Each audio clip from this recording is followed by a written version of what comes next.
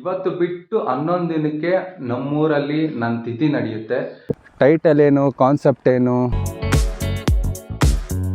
ನಿಮ್ಮ ಫ್ಲೋ ಭಾರಿ ಚಲೋ ಇದೆ, ಲಿರಿಕ್ಸ್ ಚಲೋ ಇದೆ.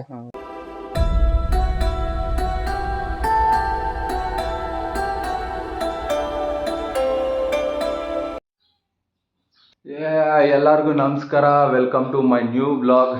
ಇವತ್ತಿನ ವ್ಲಾಗಲ್ಲಿ ವಿಶೇಷತೆ ಇದೆ, ಮುಂದೆ ಹೋಗ್ತಾ ಹೇಳ್ತೀನಿ. ಅದಕ್ಕೂ ಮುಂಚೆ ಇವತ್ತು ಬಿಟ್ಟು 11 ದಿನಕ್ಕೆ ನಮ್ಮೂರಲ್ಲಿ ನನ್ನ ತಿಥಿ ನಡೆಯುತ್ತೆ.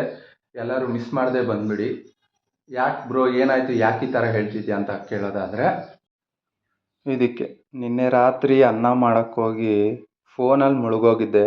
ಒತ್ತೋಗ್ಬಿಟ್ಟಿದೆ ಅನ್ನ, ಪಾತ್ರೆ ಎಲ್ಲ ಸುಟ್ಟು ಕರಕಲಾಗ್ಬಿಟ್ಟಿದೆ. ನಮ್ಮ ಅಜ್ಜಿ ಬಂದರೆ ನನ್ನ ಮರ್ಡರ್ ಮಾಡೋದಂತೂ ಗ್ಯಾರಂಟಿ. ಇದನ್ನು ನೋಡಿ ಬಂದ್ಬಿಡಿ. ಇವತ್ತಿಗೆ 11 ದಿನ ಬಿಟ್ಟು, ಯಾರು ಮಿಸ್ ಮಾಡ್ಕೋಬೇಡಿ. ನನಗಿನ್ನೂ ಜೀವದ ಮೇಲೆ ಆಸೆ ಇದೆ ಗೈಸ್, ಅದಕ್ಕೋಸ್ಕರ ಇಷ್ಟೊತ್ತವರೆಗೂ ಕುಂತು ಉಜ್ಜಿ ಹೆಂಗೋ ಸ್ವಲ್ಪ ಕ್ಲೀನ್ ಮಾಡಿದ್ದೀನಿ. ಅಷ್ಟು ಗೊತ್ತಾಗಲ್ಲ ಅಂತ ಅನಿಸುತ್ತೆ. ಇನ್ನು ಲೈಫಲ್ಲಿ ಏನೇನೋ ದಬಾಕ್ಬೇಕಂತ ಅಂದ್ಕೊಂಡಿದ್ದೀನಿ, ಜೀವದ ಮೇಲೆ ಆಸೆ ಇಟ್ಕೊಂಡಿದ್ದೀನಿ. ಇಷ್ಟು ಬೈ ಯಾಕೆ. ಎಸ್ ಗೈಸ್, ಇವಾಗ ರೆಡಿ ಆಗಿದ್ದೀನಿ. ನಾಷ್ಟ ಪ್ರಿಪೇರ್ ಮಾಡಿಕೊಂಡು ನಾಷ್ಟ ಮಾಡಿ ಹೊರಡೋಣ. ಇವತ್ತೇನು ಪ್ರಿಪೇರ್ ಮಾಡ್ತಾಯಿದ್ದೀನಿ ನಾಷ್ಟಕ್ಕೆ ಅಂತ ಕೇಳೋದಾದರೆ, one of the best bachelor food Maggi ಮಾಡ್ತಾಯಿದ್ದೀನಿ. ನೋಡ್ತಿರ್ಬೋದು, ನೀರು ಕುದೀತಾ ಇದೆ. ಚಿತ್ರಾನ್ನನೋ ಪಲಾವೋ ಮಾಡೋಣ ಅಂತಿದ್ದೆ, ಬಟ್ ಈ ಹಾಳಾದ ಪಾತ್ರೆಯಿಂದ ಬೆಳಗ್ಗೆ ಮೂಡೆಲ್ಲ ಆಫ್ ಆಗೋಯ್ತು. ನಂದು ಮೂಡೆಲ್ಲ ಹಾಳಾಯಿತು. ಹಾಗಾಗಿ ಸಿಂಪಲ್ಲಾಗಿ ಏನಿಲ್ಲ, ಮ್ಯಾಗಿ ಹಾಕಿ ಮ್ಯಾಗಿ ಮಸಾಲ ಹಾಕ್ಬಿಟ್ಟು ತಿನ್ಕೊಂಡು ಹೊರಡೋಣ. ನೋಡಿ ಹಿಂಗಾಗಿದೆ ಮ್ಯಾಗಿ. ಬರೀ ಮ್ಯಾಗಿ ಮಸಾಲ ಅಲ್ಲ, ಗರಂ ಮಸಾಲ, ಚಿಕನ್ ಮಸಾಲ, ಡಬ್ಬದಲ್ಲಿ ಯಾವ ಮಸಾಲ ಆಯಿತೋ ಎಲ್ಲ ಹಾಕ್ಬಿಟ್ಟಿದ್ದೀನಿ. ಬೇಗ ತಿನ್ಕೊಂಡು ಹೊರಡೋಣ, ಆಲ್ರೆಡಿ ಲೇಟ್ ಆಗಿಬಿಟ್ಟಿದೆ. ಗಾಯ್ಸ್, ಏನಂದರೆ ಇನ್ನೊಂದು ವಿಷಯ ಹೇಳಬೇಕಾಗಿತ್ತು. ನಾನು ಯಾಕೆ ಡೈಲಿ ವ್ಲಾಗ್ ಮಾಡಲ್ಲ, ಯಾಕೆ ಕನ್ಸಿಸ್ಟೆನ್ಸಿ ಮೇಂಟೈನ್ ಮಾಡ್ತಾಯಿಲ್ಲ ಅಂತ ಅಂದರೆ, ನನ್ನ ದಿನಚರಿಲಿ ಅಂಥದ್ದು ಏನೂ ಆಗ್ತಾಯಿಲ್ಲ. ಏನು ದಿನ ಇದನ್ನು ವ್ಲಾಗ್ ಮಾಡಬೇಕು, ಇವತ್ತು ಹಿಂಗೆ ಆಗುತ್ತೆ ಅನ್ನೋದಿಲ್ಲ. ಕಾಲೇಜ್ ಮುಗಿಸ್ಕೊಂಡು ಮನೆಗೆ ಬರೋ ಅಷ್ಟರಲ್ಲಿ ಅದೇ 12 ಅವರ್ಸ್ ಆಗಿಬಿಡುತ್ತೆ. ಹೋಗೋಕ್ಕೆ 3 ಅವರ್ಸ್ ಜರ್ನಿ, ಬರೋಕ್ಕೆ 3 ಅವರ್ಸ್ ಜರ್ನಿ. ಕಾಲೇಜ್ಗೆ ಹೋಗ್ತೀನಿ, ಇದು ಅಟೆಂಡ್ ಮಾಡ್ತೀನಿ, ಆಯಿತು ವಾಪಸ್ ಬರ್ತೀನಿ. ಆ ಕಾಲೇಜಲ್ಲೂ ಅಂಥದ್ದು ಏನೂ ಆಗಿರೋಲ್ಲ. ಕೆಲವೊಂದು ಸಲ ವೀಡಿಯೋ ಮಾಡ್ತೀನಿ, ಎಡಿಟ್ ಕೂಡ ಮಾಡ್ತೀನಿ. ಎಡಿಟ್ ಮಾಡಾದ್ಮೇಲೆ ಇದರಲ್ಲೇನೋ ಅಂಥದ್ದಿಲ್ಲ, ವೇಸ್ಟ್ ಇದು ಬಿಟ್ರೇನೋ ಅಂತ ಅನಿಸ್ಬಿಡುತ್ತೆ. ಅಪ್ಲೋಡ್ ಕೂಡ ಮಾಡೋಕ್ಕೋಗಲ್ಲ. ಅದಕ್ಕೋಸ್ಕರ ನಾನು ಡೈಲಿ ವ್ಲಾಗ್ ಮಾಡೋಕ್ಕಾಗ್ತಾಯಿಲ್ಲ. ಇವತ್ತು ವ್ಲಾಗಲ್ಲಿ ಏನು ವಿಶೇಷ ಅಂತ ನಿಮ್ಗೆ ಆಲ್ರೆಡಿ ಗೊತ್ತಾಗಿರುತ್ತೆ ತಮ್ನೇಲಿ ನೋಡಿನೇ. ಇವತ್ತು ಒಂದು ಸಾಂಗ್ ರೆಕಾರ್ಡಿಂಗ್ ಹೋಗ್ತಾಯಿದ್ದೀನಿ ಗುಲ್ಬರ್ಗಾಗೆ. ಈ ತಿಂಗಳಲ್ಲೇ ರೆಕಾರ್ಡಿಂಗಿಂದ ಹಿಡಿದು ರಿಲೀಸಿಂಗ್ವರೆಗೂ, recording, shooting, editing, promoting, releasing ಎಲ್ಲನೂ ಇದೇ ತಿಂಗಳಲ್ಲಿ ಮುಗಿಸ್ಬೇಕಂತ ಅಂದ್ಕೊಂಡಿದ್ದೀನಿ. ಇನ್ನೂ ಬೇಜಾನ್ ಟೈಮ್ ಇದೆ, ಆಗುತ್ತೆ ಎಲ್ಲ ಅಂತಲ್ಲ, ಆಗುತ್ತೆ. ಇನ್ನೂ ಬೇಜಾನ್ ಟೈಮ್ ಇದೆ. ಎಲ್ಲ ಕೆಲಸ ಆನ್ ಟೈಮ್ ಆದರೆ ಎಲ್ಲನೂ ಆನ್ ಟೈಮ್ ಆಗುತ್ತೆ, ರಿಲೀಸ್ ಕೂಡ ಆಗುತ್ತೆ ಅಂತ ಅಂದ್ಕೊಂಡಿದ್ದೀನಿ.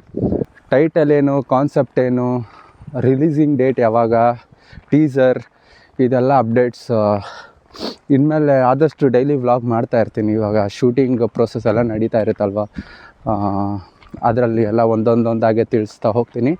ಇವಾಗ ಫಸ್ಟು ಹೋಗಿ ರೆಕಾರ್ಡಿಂಗ್ ಮುಗಿಸ್ಕೊಂಬರೋಣ. ಆಲ್ರೆಡಿ ತುಂಬ ಲೇಟ್ ಆಗಿಬಿಟ್ಟಿದೆ.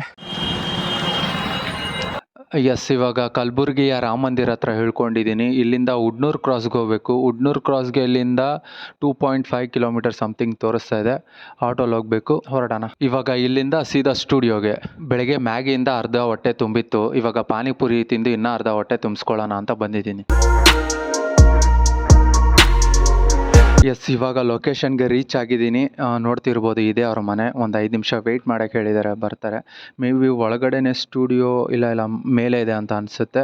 ನೀವು ನೋಡ್ತಿರ್ಬೋದು, ಫ್ಯಾಂಕಾರ್ ಸ್ಟುಡಿಯೋ. ಕಲಬುರ್ಗಿಯಲ್ಲಿ ಯಾರಾದರೂ ರೆಕಾರ್ಡಿಂಗ್, ಮ್ಯೂಸಿಕ್ ಮಾಡಿಸ್ಬೇಕಂತ ಯಾರಾದರೂ ಇದ್ದರೆ ಇಲ್ಲಿಗೆ ಇವ್ರನ್ನ ಕಾಂಟ್ಯಾಕ್ಟ್ ಮಾಡ್ಬೋದು. ಸೊ ಮಾತುಕತೆ ಎಲ್ಲ ಮಾತಾಡೋಣ. ಇವಾಗ ಲೆಟ್ಸ್ ಗೋ, ರೆಕಾರ್ಡಿಂಗ್ ಹೋಗೋಣ. ಹಾಯ್ ಏನು ಬ್ರೋ ಸ್ಟುಡಿಯೋ ಹೆಸರು? ಇದು Fankar recording studio. Fankar recording studio Utnur cross ಹತ್ರ ಇದೆ. ಯಾರಿಗಾದ್ರೂ ರೆಕಾರ್ಡಿಂಗ್, ಮಿಕ್ಸಿಂಗ್, ಮಾಸ್ಟರಿಂಗ್ ಏನೇನು ಮಾಡ್ತೀರಾ ಬ್ರೋ?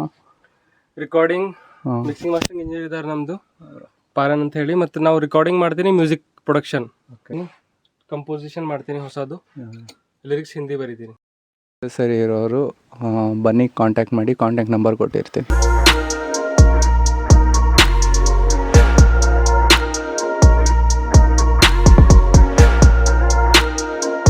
ಇನ್ನೇನು ಸ್ವಲ್ಪ ಹೊತ್ತು ರೆಕಾರ್ಡಿಂಗ್ ಸ್ಟಾರ್ಟ್ ಆಗುತ್ತೆ. ಬ್ರೋ ಅವರು ನೀರು ತೊಗೊಂಬರಕ್ಕೆ ಹೋಗಿದ್ದಾರೆ. ನಿನ್ನೆ ಬೇರೆ ಲೈಟಾಗಿ ಕೋಲ್ಡ್ ಆಗಿಬಿಟ್ಟಿತ್ತು, ಫುಲ್ ಭಯ ಬಿದ್ದುಬಿಟ್ಟಿದೆ ಎಲ್ಲಿ ಇವಾಗ ರೆಕಾರ್ಡಿಂಗ್ ಪೋಸ್ಟ್ಪೋಂಡ್ ಆಗಿಬಿಡುತ್ತೆ, ಕೋಲ್ಡ್ ಆದರೆ ಆಡೋಕ್ಕಾಗಲ್ಲ ಅಂತ. ಹೆಂಗೋ ಒಂದು ವಿಕ್ಸ್ ಮಾತ್ರೆ ತೊಗೊಂಡೆ, ಕಂಪ್ಲೀಟ್ಲಿ ಕೋಲ್ಡ್ ಕಮ್ಮಿ ಆಗೋಯ್ತು ಥ್ಯಾಂಕ್ಸ್ ಟು ವಿಕ್ಸ್ ಮಾತ್ರೆ.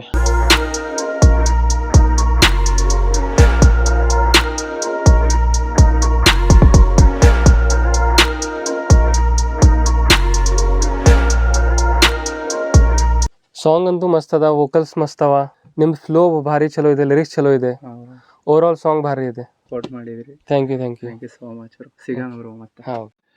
ಎಸ್, ಅವರ್ಗಟ್ಲೆ ಟೈಮ್ ತೊಗೊಂಡು ಇವಾಗ ರೆಕಾರ್ಡಿಂಗ್ ಮುಗಿಸಿದ್ದೀನಿ. ಸಖತ್ತಾಗಿ ಬಂದಿದೆ. ಎಸ್, ಇವಾಗ ಸಖತ್ತಾಗಿ ಟ್ರ್ಯಾಕ್ ರೆಕಾರ್ಡಿಂಗ್ ಮುಗಿಸಿ ಸ್ಟುಡಿಯೋಯಿಂದ ಆಚೆ ಬರ್ತಾ ಇದ್ದೀನಿ. ಮಧ್ಯಾಹ್ನ 12:30 1 ಗಂಟೆಗೆ ರೆಕಾರ್ಡಿಂಗ್ ಸ್ಟಾರ್ಟ್ ಮಾಡಿದ್ದು, ಇವಾಗ 5:15 ಟೈಮು. ನಾನು ಅಂದ್ಕೊಂಡೆ ಮೇ ಬಿ 1-2 ಅವರಲ್ಲಿ ಮುಗಿಸ್ಬಿಡ್ತೀನಿ ಅಂತ. ಬಟ್ ಟ್ರ್ಯಾಕ್ ರೆಕಾರ್ಡಿಂಗಲ್ಲಿ ವೋಕಲ್ಸು ಎಲ್ಲ ಚೆನ್ನಾಗಿ ಬರ್ತಾ ಇನ್ನೂ ಚೆನ್ನಾಗಿ ಮಾಡೋಣ, ಇನ್ನೂ ಟೇಕ್ಸ್ ತೊಗೊಳ್ಳೋಣ ಅಂತ ತುಂಬ ಟೈಮ್ ತೊಗೊಂಬಿಟ್ಟೆ. ಫ್ರೆಂಡ್ಲಿ ಬಜೆಕ್ಟೇ ರೆಕಾರ್ಡಿಂಗ್ಗೆ, ನಿಜವಾಗ್ಲೂ ಇಷ್ಟು ಕಮ್ಮಿ ಯಾರೂ ತೊಗೊಳ್ಳಲ್ಲ. ಬಟ್ ನಾನು ಜಾಸ್ತಿ ಟೈಮ್ ತೊಗೊಂಡಿದ್ದರಿಂದ ಬಡ್ಜೆಟ್ ಕೂಡ ಜಾಸ್ತಿ ಆಗೋಯ್ತು. ಸೊ ಹಾಗಾಗಿ ಆದರೂ ಪರವಾಗಿಲ್ಲ, ಹೇಗಾದರೂ ಅಡ್ಜಸ್ಟ್ ಮಾಡಿದ್ರೆ ಆಯಿತು. ಬಟ್ ಆಡಿಯೋ ಕೇಳಾದ್ಮೇಲೆ ಆದಷ್ಟು ವೀಡಿಯೋನ ರಿಚ್ಚಾಗೆ ಮಾಡೋಣ, ಕ್ವಾಲಿಟಿಯಾಗೆ ಕೊಡೋಣ ಅಂತ ಅಂದ್ಕೊಂಡಿದ್ದೀನಿ. ಆದಷ್ಟು ಬೇಗ ರಿಲೀಸ್ ಆಗುತ್ತೆ. ಅಪ್ಡೇಟ್ಸ್ ಹೋಗ್ತಾ ಕೊಡ್ತೀನಿ. ಸ್ಟುಡಿಯೋಯಿಂದ ಬಸ್ ಸ್ಟಾಪ್ಗೆ ಆಟೋಲ್ಲಿ ಬಂದೆ, ಆಟೋಯಿಂದ ಸೀದಾ ಮನೆಗೆ ಹೊರಡ್ತಾ ಇದ್ದೀನಿ ಇವಾಗ. ಎಸ್, ಆವಾಗಲೇ ಮನೆಗೆ ಬಂದು ಸ್ವಲ್ಪ ಹೊತ್ತು ಮಲ್ಕೊಂಡು ಇವಾಗ ಎದ್ದು ವ್ಲಾಗ್ನ ಎಂಡ್ ಅಪ್ ಮಾಡ್ತಾ ಇದ್ದೀನಿ. ಟ್ರ್ಯಾಕ್ಸ್ ಬಗ್ಗೆ ಅಪ್ಡೇಟ್ ಮುಂದೆ ಬರೋ ದಿನಗಳಲ್ಲಿ ಒಂದೊಂದಾಗೆ ಕೊಡ್ತಾ ಹೋಗ್ತೀನಿ. ಆ್ಯಂಡ್ ಸಿಂಪಲಾಗಿ ಹೇಳೋದಾದರೆ ಈ ಟ್ರ್ಯಾಕು ಇದೇ ತಿಂಗಳಲ್ಲಿ ರಿಲೀಸ್ ಆಗುತ್ತೆ, ರಿಲೀಸ್ ಆಗಬೇಕು. ಇಷ್ಟು ಹೇಳೋಕ್ಕೆ ಇಷ್ಟಪಡ್ತಾ ವ್ಲಾಗ್ನ ಇಲ್ಲೇ ಎಂಡ್ ಅಪ್ ಮಾಡ್ತಾ ಇದ್ದೀನಿ. ಮತ್ತೆ ಸಿಗೋಣ. ಅಲ್ಲಿವರೆಗೂ ಈ ವ್ಲಾಗ್ನ ಶೇರ್ ಮಾಡಿ, ಸಬ್ಸ್ಕ್ರೈಬ್ ಮಾಡಿ, ಕಮೆಂಟ್ ಮಾಡಿ. ನಿಮ್ಮ ಸಪೋರ್ಟ್ ಹೀಗೆ ಇರಲಿ, ಹೀಗೆ ಅಲ್ಲ ಇನ್ನೂ ಜಾಸ್ತಿ ಆಗಬೇಕು ಅಂತ ಹೇಳ್ತಾ ವ್ಲಾಗ್ನ ಎಂಡ್ ಅಪ್ ಮಾಡ್ತಾಯಿದ್ದೀನಿ. ಮತ್ತೆ ಸಿಗೋಣ. ಜೈ ಭೀಮ್, ನಮಸ್ಕಾರ.